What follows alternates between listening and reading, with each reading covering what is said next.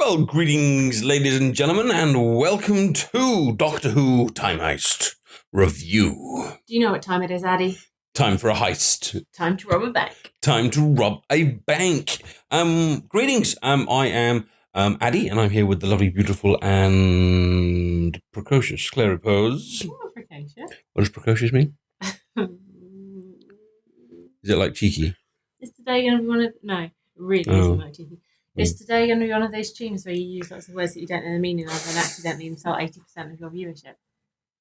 The thing about words that I don't know what they mean is that they have more... They sound better. Yeah, I do get that, but the other thing about words where you don't know what they mean is that you don't know what they mean, and therefore saying them can actually cause a great deal of offence. Well, but I kind of know what they mean. Yeah, you kind of didn't know if you thought that precocious meant cheeky.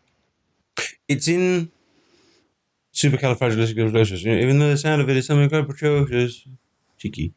It still doesn't mean cheeky. It doesn't matter how many times you say it.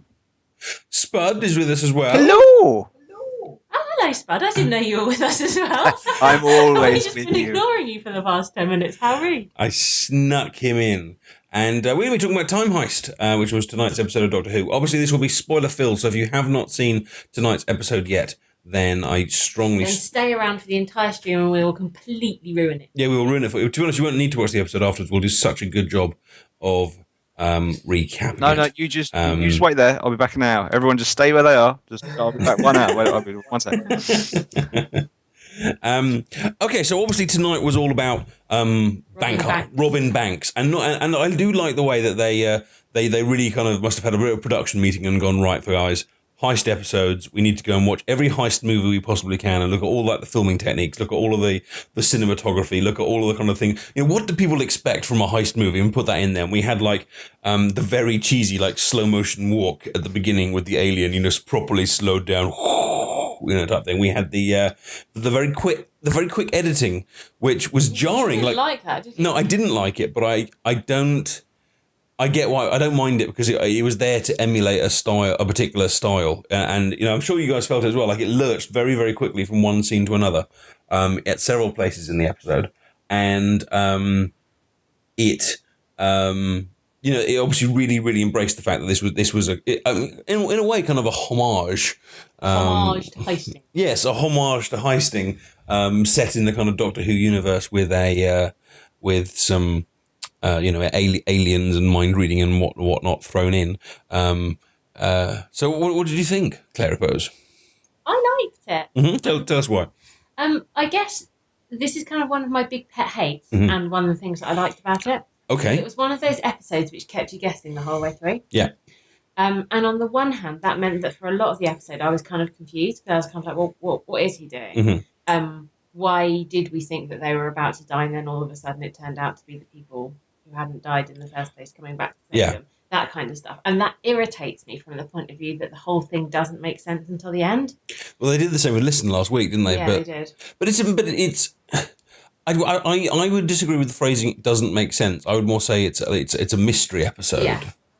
But I do get how that can be frustrating. Get to the end and everything kind of falls into place. You're like, oh, that's why the TARDIS phone rang at the beginning of the episode.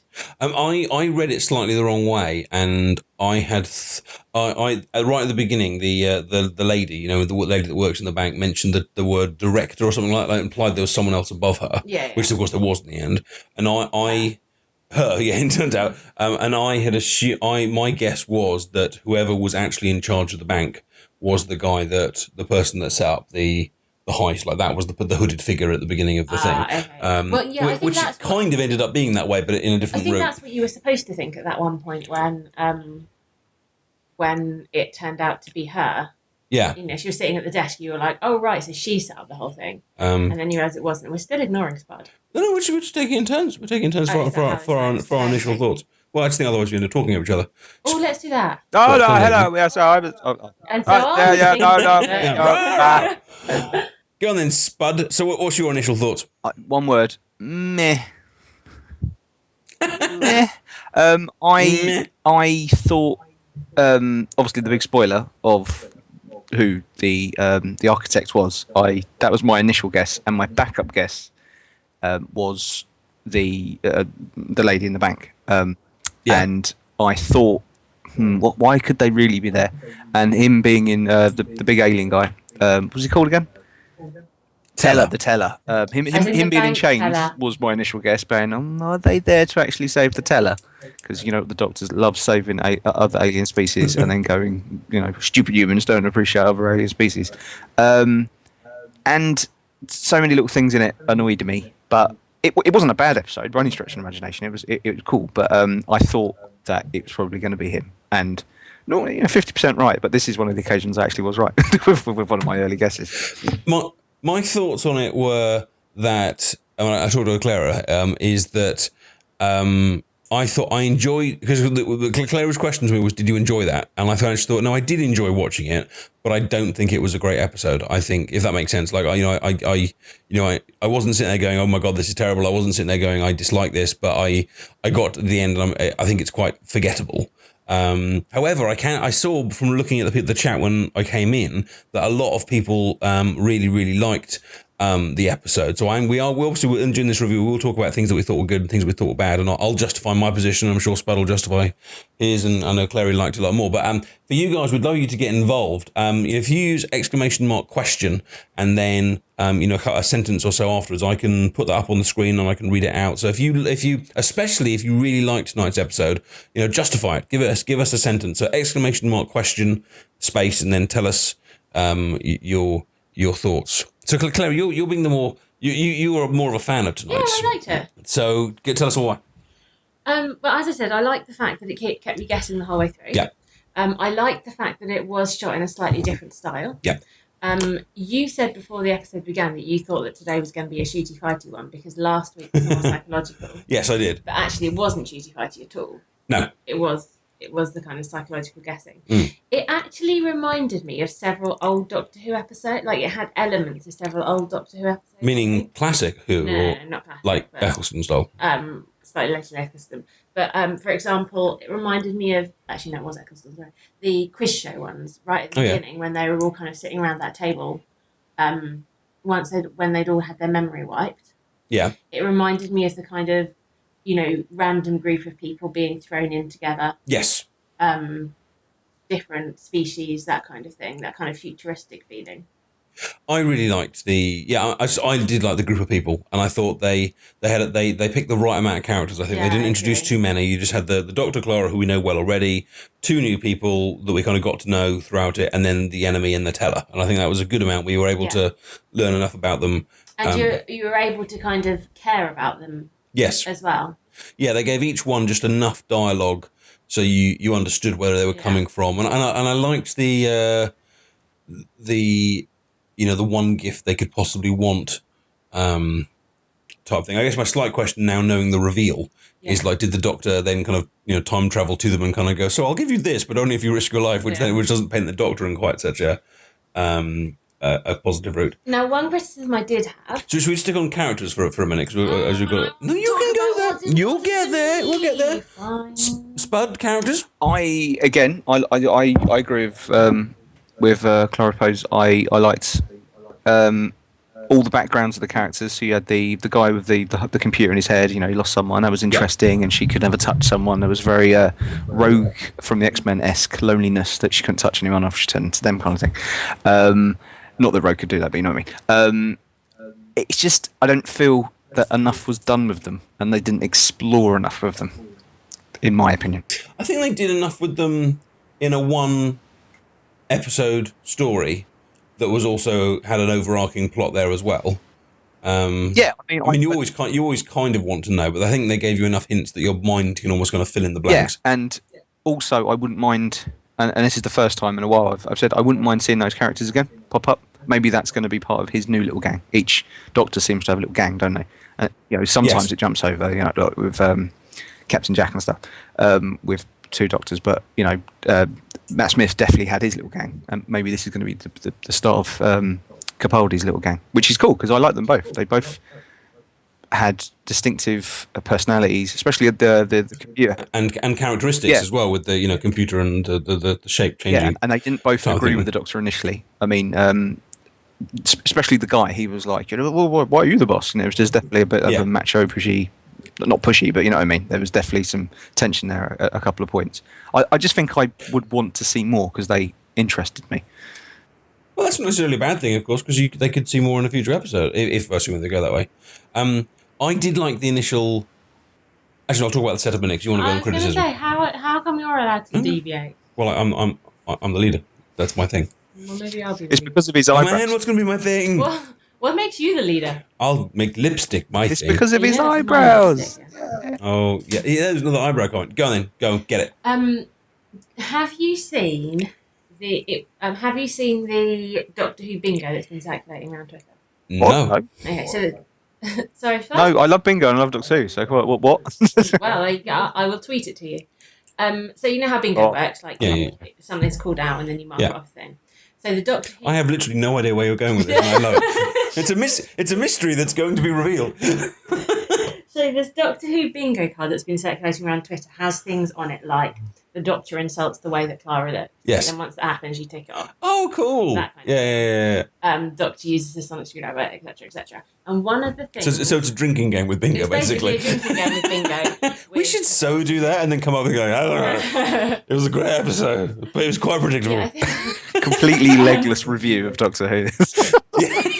Well, back on the first of all, everything they did was great. The camera wouldn't actually be facing towards you for the whole stream. It'd just be like to the wall, but you wouldn't notice. We've done well with the camera over the last week. Yeah. So one of the things on this Doctor Who bingo is enemy is defeated by withholding natural human instinct. Right. Because obviously Blink was a hugely successful episode. Yeah. Because the idea of like not being able to blink is quite kind of scary. So this is not being able to think. And we've also had not being able to breathe 2 episodes ago. And so this one was not being able to think. Mm-hmm. But I can see why they did it, like defeating this enemy by not being able to think, because it does really engage you. Because I was sitting there being like, oh, I wonder if I could not think about anything at all. I was like thinking, what if I thought of the word nothing? And then I thought, but is that thinking of the word nothing? Yeah. It's like when you're desperately trying to get to sleep and you're trying not to think of anything at all. And then you're like, oh no, now I'm thinking. Now I'm thinking about thinking. Now I'm thinking about thinking about thinking. And then you just get very annoyed and get up and have a bowl of cereal. Well, what we need, obviously, according to the episode, what we need is a camera really, really close to our face and a big red light, because that's what seemed to work for Clara. Absolutely.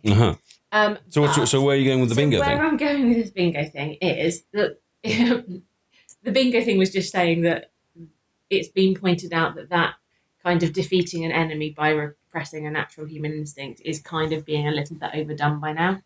So it's too kind of formulaic. I think it was too, I can see why they did it, because it is very engaging. That kind of defeating an enemy by doing that's very engaging, but it's getting a little bit old now. I know. I think it's one of those things that you can really argue both ways, and I don't know whether it's right or wrong, because like you said, the Doctor insulting Clara's appearance, some sort of awkward joke in the middle, a random character that you meet and then dies. There's so many things that are like part of the formula, and you can look at it and kind of say, oh, it's just another formulaic episode. But if you still enjoyed the episode, I guess the fact that it's formulaic doesn't matter. All of those things going towards the formula, the Doctor and something Clara, that's absolutely fine, because they're not like the main part of the storylines. But when those kind of repetitive elements actually start going into the storylines, I need something new. Yeah.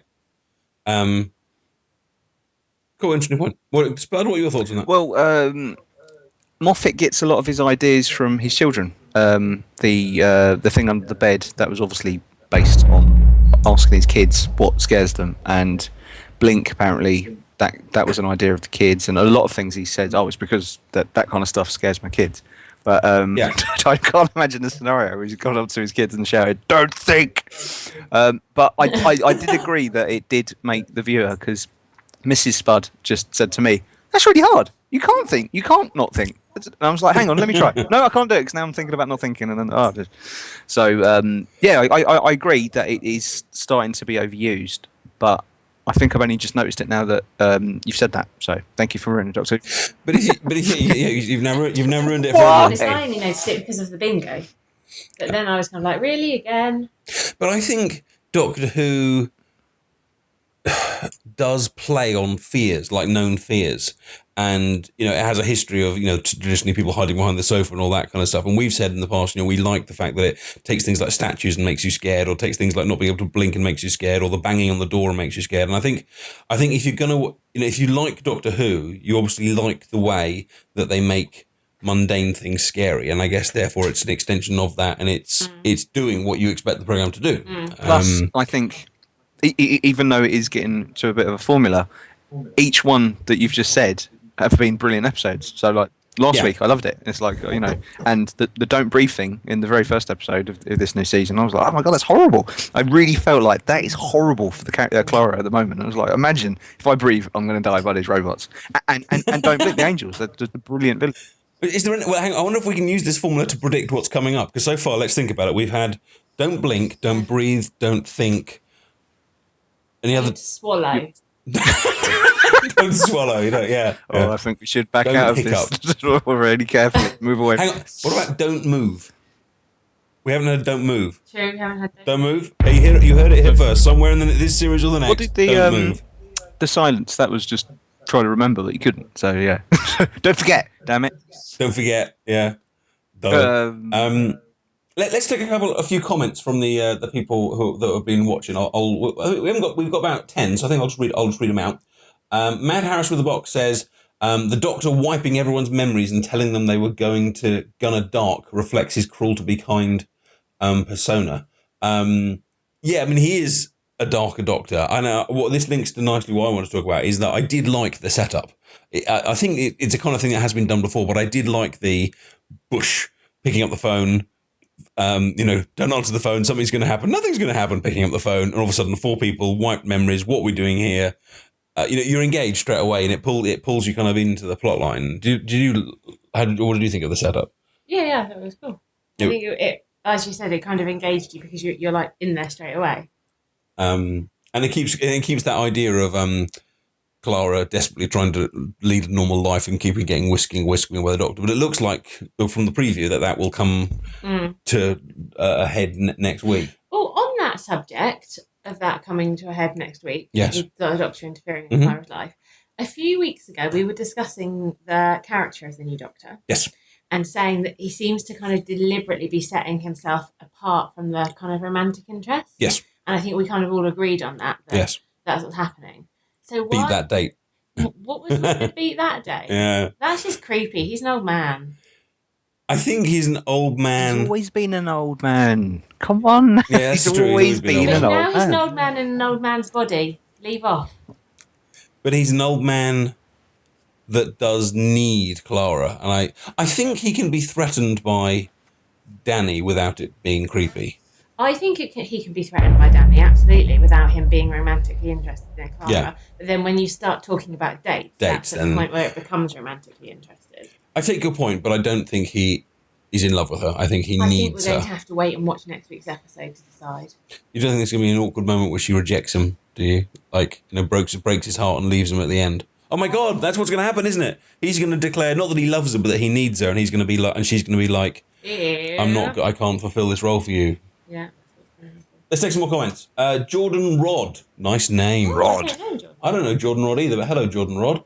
Says, do you think the woman in the shop who gave Clara the Doctor's phone number was Missy? That was, I don't know what I think on that one, but that's definitely the implication that they've made several times. We're certainly supposed to think that now. My guess is that it won't be. It'll be a Moffat style twist that it was someone else that gave the number, but it will be in some way connected back to Missy. Spud, any theories? I can't figure that one out. I think that's too obvious, but I always do that. I do that with everything. I do that with game shows. Oh, it's not the obvious answer. The one I know is right. It's the wrong answer there. That's the trick question. I do that with everything. So even though that's the most obvious, a part of me wants it to be something more like... I think it almost certainly will be something more, because Moffat doesn't, thinking through his kind of arcing plot lines, he'll feed you what he wants you to think and then swerve away. Alvin1104 says, love the episode, really clever, but not sure if I would rewatch, as the fun and suspense is gone now that I know the truth. See, I'm actually the opposite way around. I kind of want to rewatch it now that I know what I know. I want to then go and put that want to watch it back with that understanding to see how that kind of changes how I see it. I'm going to make a prediction on that.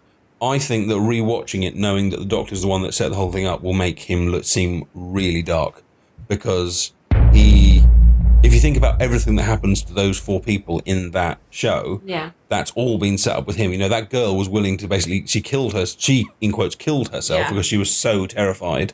That guy who ended up with his head kind of caved in, like the Doctor knew that was going to happen, but he didn't actually protect that guy in any way. And I think... But wait a sec, to what extent did the Doctor know that was going to happen? Well, there seemed to be the fact that they arrived at the vault door at the exact moment that the storm started implies to me that there is a lot of foreknowledge shared between the Doctor and the lady. Spud, what do you think? Do you think a rewatch would make the Doctor seem dark, or how do you think a rewatch would go? I think the reverse, actually. Up until the point that it was confirmed that he was the architect, I think that he seemed probably one of the darkest he's actually seemed. Like that guy just started getting his head mushed in, and he was like, "No, nothing I could do." It's like, oh wow, you just couldn't imagine the other Doctors doing that. And what was the other scene that I was like, whoa? When he found out they actually teleported instead of died, he almost seemed disappointed. It's like, oh, really? Are you sure? So you're not dead? Are you absolutely sure? Because that doesn't. He certainly wasn't celebrating. He was just confused. That just confuses things. I would have preferred if you were dead, because that would make more sense to me. And there's just and he seems so much more willing to sacrifice people to death. It's just like so many episodes. Well, there's the Dalek episode in this one. It's like, you're gonna die. Sorry about that. Where the others would be like, oh, let me try something. Do something. Oh no, I failed. Oh, no, another one. But he's like, his caring is definitely. And I think he thinks very, very big picture. I think he doesn't think individuals. They're just pawns in his little game of chess that he seems to be playing at the moment, which we haven't seen that kind of Doctor. At all in New Who to this extent. We saw it a little bit with Matt Smith at times, but not this most evident. And it seemed also, like you saying about why Clara's going to leave, she does seem to be getting a little bit fed up with it now. Like, she keeps looking at him. There was a couple of scenes in this one where she's looking at him going, really? And the guy said, oh, you're just justifying everything he does all the time. And she was like, ugh. And she just does seem to be getting fed up with this whole new, darker persona. Maybe she like Clara, want the hero back. Yeah. I think... I have no insider knowledge or in any way, shape or form, but this to me feels like Clara's last series. I think she's doing really well. I think she's been excellent. I think she is as but well. I think her, how they kind of almost want, they often in these kind of shows have them shine brightest just before they're snuffed out. I think we're heading towards that. I'd be pleased if they don't, and again, another little swerve, but I think that's where we're going. Skull Owns says, what do you think would have been in Clara and the Doctor's safe if they were to have one? Well, my first point would be, of course, if the Doctor's setting up the whole thing, there is no Doctor's safe. So it's not like there was one that they were going to find and they didn't. But I quite like the idea of the question. What would be the thing they would want most in the world? My thought was initially, how they said, what I think the Doctor said at one point, what would you be willing to wipe your memories to try and save? So my thoughts was, for the Doctor, it would be the TARDIS. And for Clara, it would be Danny Pink. So they'd probably find those two, the characters, in a safe somewhere, and that's why they decided to go in. For Clara, it would be the old Doctor. Well, Matt. Yeah. Yeah, that would be awkward. Him to open a locker and Matt Smith. Oh, hi, and just twirl around a little bit. That would be so cool. Little tiny Matt Smith Doctor. Oh no, he's great. Oh dear. He's just twirling around. Do you want to know? I was falling on the floor. Yeah. Spud, hypothetically, what would you think would be? I didn't give much thought to the Clara one, but the old Doctor one was brilliant, and that could be done. Those witches, when they turned Paul McGann's Doctor into John Hurt's Doctor, they could probably have a little formula that reversed her. But anyway, that's just thinking. But that is brilliant. That's a good idea. I think that would be his one. So I'm nicking your ones, Clara. And I think for him, now this leads me. I was convinced. This is the only thing I was wrong with this episode. So damn it, Spud. Why, Spud? Why are you wrong all the time? They haven't mentioned, since he's regenerated, Gallifrey. Gallifrey's out there. So I thought this was going to bring that straight back into the equation. That it was going to be maybe the painting with Gallifrey, which Gallifrey stuck in, or something to do with Gallifrey, that was going to be the key in, whatever he was going after. And it wasn't. You're right, because the 50th the 50th anniversary finished with a very excited Matt Smith Doctor. I'm going to go and find Gallifrey. And then he was obviously sidetracked by Trenzlor, but you're right. He hasn't mentioned it. I mean, to me, Capaldi still feels a bit like he's suffering from post-traumatic regeneration disorder. I don't think he's thinking clearly yet. And the whole of Listen last week, I think, would imply that. And there was a scene in this one as well. It could be me looking far too much into these things, but after the scene where the guy with the computer brain said whatever he said, and then he said to Clara, "Oh, you're just justifying him," and it showed you the picture of the Doctor walking away like towards the camera. He almost looked like a little bit sad with himself. Like, why did I just say that? Like, why am I being a dick all the time? So maybe it's because of that. Even though I like this new Dark Doctor because it does show another side that has always been bubbling underneath. I think he, in that one scene, he did look a little bit sad that he is acting like that all the time. Maybe. Yes. Can I just point out that J. Laura has just said, and I quote, "I have a little Matt Smith in my purse. I got it out of a toy vending machine." That's amazing. Mm-hmm. What little toy have you got in your purse? I have one of those coin locker thingies. You know when you're in a supermarket? Yeah. And you want someone to put in the trolley thing? One of them. That's cool. about as exciting as my first get. I had a Sackboy for a while. Yeah, it's now in my car. Yeah, and it's now completely faded from the sun. Yeah, it's now like an albino Sackboy. I think I bought you that Sackboy. You did? You're welcome. Thank you. Nessie Sheep says, "I was expecting something Gallifrey-ish in the bank for the Doctor as well." Oh, Nessie Sheep completely agrees with you. It would just bring it right back round because he stated that was his mission objective now, to find Gallifrey. And we know it's definitely out there after the whole the Fourth Doctor nearly knocked his nose off. I also don't mind.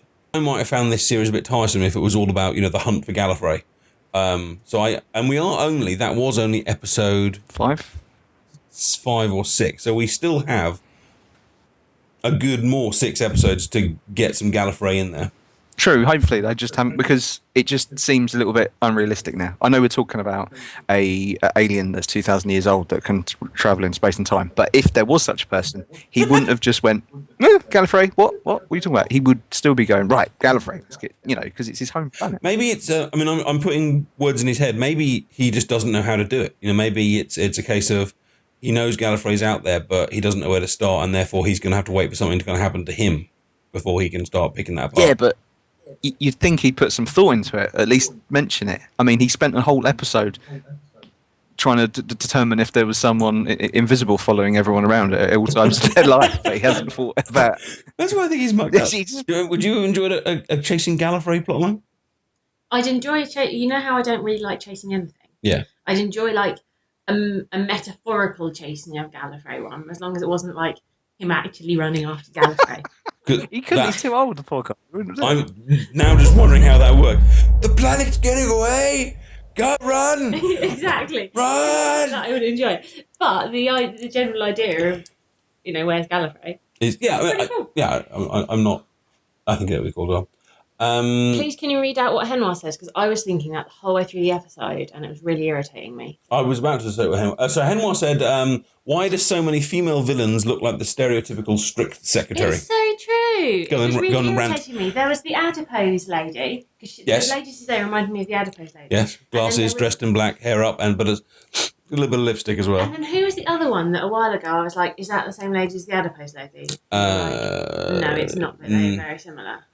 It might not even have been in Doctor. Was it the one with the shard when he drove Matt Smith's Doctor drove up the side? Clara's. Oh yeah. Yes. She was older, but she still had that feel to her. I think it's because that genre is. It's a slightly scary stereotype, and it makes them. But there's loads of scary people in the world. Not all of them wear pinstripe suits. Maybe it's... Do you know what? The scariest woman I have ever met in my entire life was my art teacher when I was at school. Yeah. She was like 30. Yeah. Really overweight. Right. And wore long floral skirts. Well, you're right. Doctor Who hasn't had a long floral skirt wearing overweight female villain yet. No, they haven't. Get Mrs. Watts on. Then children really won't sleep. Okay. I don't. I think you may, Henwa and Clary have tapped into a bit of stereotypical sexism. I think. I don't think it's intended that way, but I think it. You know how you don't get many female comedians. Yeah. I think it might be a little bit like that in that there are not as many female villain stereotypes for them to kind of call across, because they do it with men all the time. I think a lot of the male villains are stereotypes, but there's just a far wider bank of them to select from. So you might be right that it's the other kind of irritating sexist element of that is that those villains are villains who are dressed in a suit in a kind of a very professional suit way, which is traditionally how men dress. So the implication is you can only be authoritative if you are like a man. And it's similarly to the fact that Clara always wears dresses. Always she wears dresses. But today she was in a suit because she was robbing a bank and doing something scary and dangerous. So you have to look like a man. I took that as just like a Blues Brothers reference, or I think that was I'm being too harsh. I think that again was playing towards the heist genre and things. But I take your first point. I do absolutely think. So what else we got here? Savior of Krypton. Do you think the show should stick with this episode's editing or stick with the already existing editing? I'm assuming from that you mean the kind of the quick jumps. For me, no, I didn't like the quick jumps. I think it was fine for this episode, and when emulating a genre, it's cool. But I didn't. I found quite the quick jumps jarring. Did you pick up on the quick jumps, Bud, as well? Like, is this just me imagining? No, this, it was definitely Casinos 11 and all that kind of stuff. And what was the other one on BBC? The Hustle and stuff like that. It definitely had that vibe to it. And obviously, Doctor Who uses a lots of different producers and cameramans and directors. And I think it's quite important for each episode to have a style that suits the story of the episode. Like if you had a horror camera style and cutting, and it wouldn't really be like, you'd want lots of close-ups of faces and what's going on? I don't understand. But if you had a quick cut scene of a horror one, it wouldn't work as well. So I don't think they should keep it. They should keep it with episodes that need it. What was with the ridiculously large air ventilation system that allowed them to just essentially walk freely around the bank? It was the same one from the Arkham City games. Well, normally you get like, I don't know, Brad Pitt or Bruce Willis like going through this really like small metallic tube and pulling himself along, and and getting through the ventilation system. But that was, you could take a bus through that thing. And also, like every single grating they came to, just popped off and popped back on afterwards, not even screwed in. Well, it was the other thing the episode was missing, obviously, is the really tight ventilation systems, but none of them were a gymnast just balancing over a laser beam, just nearly going to set off the alarms. There was no scenes like that, and I was quite disappointed. I thought the Doctor was going to be like a handstand. I agree with that, because also at the beginning of the episode, remember how they said how secure the bank system was and how hard it was to get in and things, and they had one lift where they cut a hole in the floor. But then the rest of the bad guys then spent the rest of the episode kind of going, well, I don't know where they are. Let's just unleash the beast and see if he can. Where was the security camera? Where was the guards that they sent to find him? And they were blatantly going for the really big vault that had one door. I mean, where was the soldier just standing in front of the door going, "You're not coming in"? And the big question: how did the Doctor get in to leave all the briefcases in the first place? I did think that, but I'd forgotten. I thought that. Yes, good point. Well, I guess he must have had help. Well, this is the thing, because he must have had help to get in to put those briefcases there in the first place. But then if that begs the question, if he had already got in there, why would he need to then break in again afterwards? Exactly. I think the general heist thing I liked, and I liked the characters, but there was just so many things like that. I was like, this doesn't make any sense. He's already been in the bank. Why is he... what?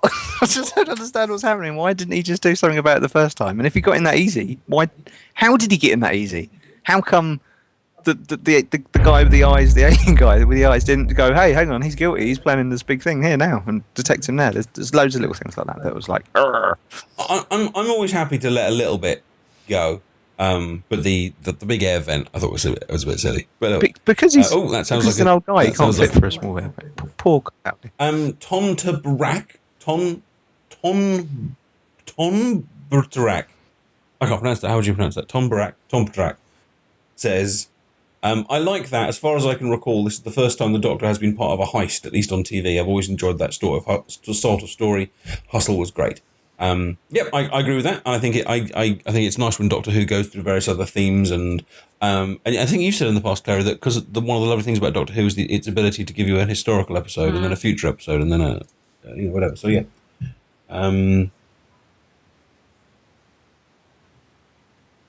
Doctor. Oh, this is nice. Doctor Who 9978 says, which character from this episode do you think will be the new Doctor Who legacy ally?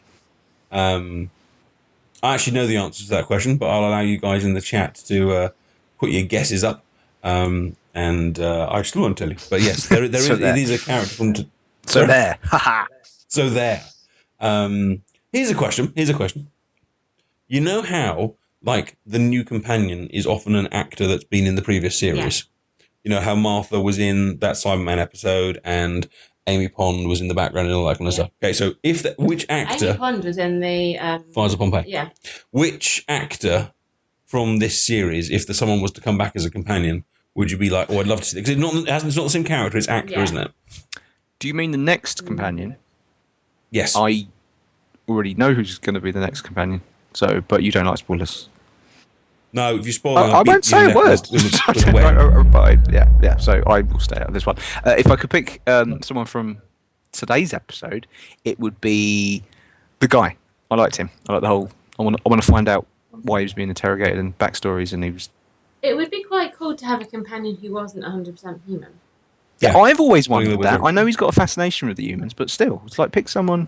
I mean, there was K9. He built K9. There have been a few, like there was a Warrior Maiden one he had once that basically spent the entire time walking around not wearing very many clothes.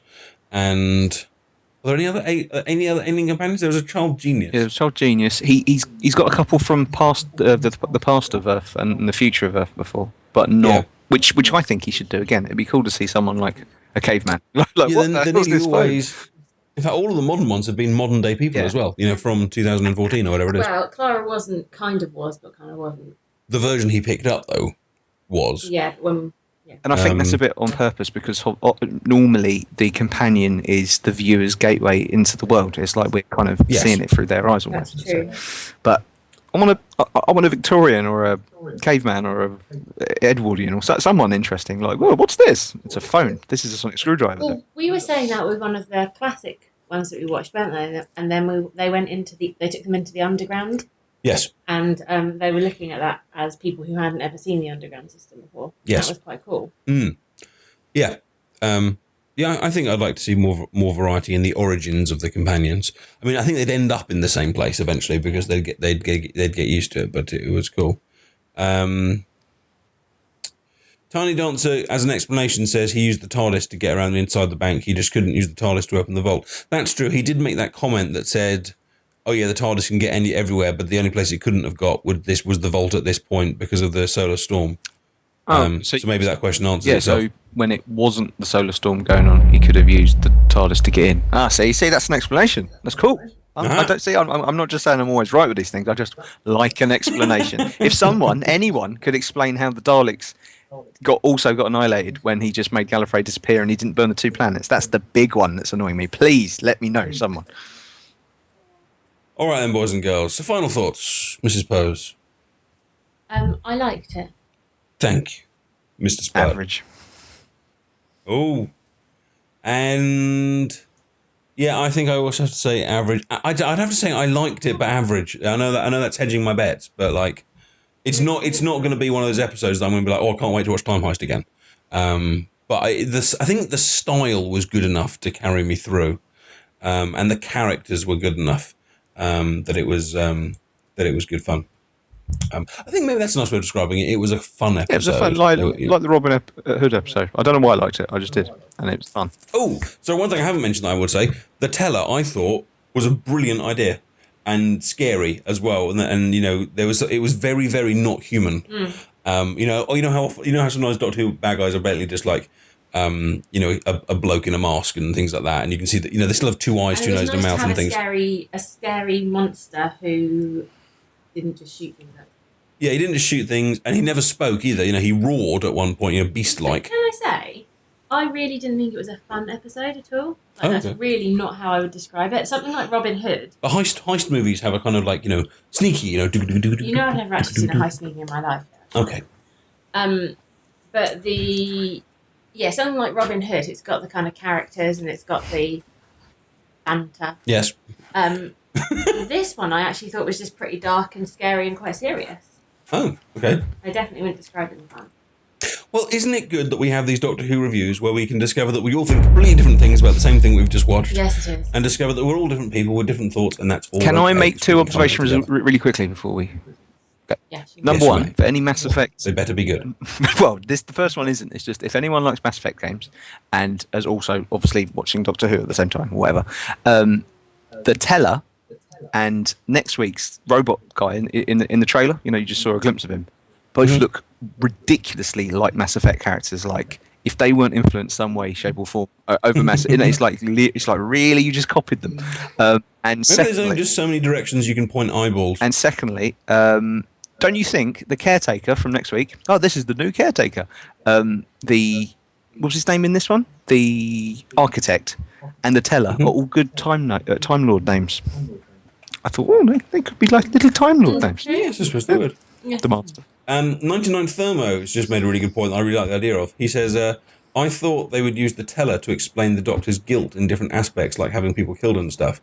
To take that question in a slightly broader way, like the Doctor often talks about being riddled with guilt, and like in fact, Capaldi's whole beginning speech, you know, am I a good man type thing. You know, they could have had a really interesting scene with the teller standing over him and the Doctor being like, I'm guilty, you know, type, or something. Yeah, that's a good point. But Mr. maybe they B. could still go that way in the future. Yeah, they could. But Anyway, ladies and gents, thank you so much for coming for our little review this evening. I might pop on a little bit later with something else, maybe not. But either way, you're welcome to use this chat to just carry on chatting as long as you would like. Tomorrow afternoon, I will be doing some of a game called iWhovian, which is a quiz game available on iPad and on iPhone. It's a Doctor Who quiz game, obviously, and I have 50 copies. Yes, 50 copies. Of the game to give away. If you're in the posse and you come to the stream, you will automatically get one because I've got that many, and the others I will give away through Addy Gold giveaways and other bits and bobs throughout the stream. And that giveaway that stream will probably be mid-afternoon. We haven't got any necessary plans tomorrow, have we? So let's say kind of like 3-ish PM. But check your Twitter, check your Twitches. It'll be kind of around that time. Thank you to Mrs. Pose for joining me. Thank you, Mr. Place, for joining me. And thank you, Spud, for joining us tonight. my as well. pleasure. Thank you for inviting me. And I hope you guys have enjoyed our thoughts. This will be uploaded. If you missed any of it, it will be uploaded to YouTube, and you can catch the whole review there. And it'd be lovely if you subscribe to the channel over there as well. Take care, my friends. You have been fantastic. And you know what? So was I. Good night.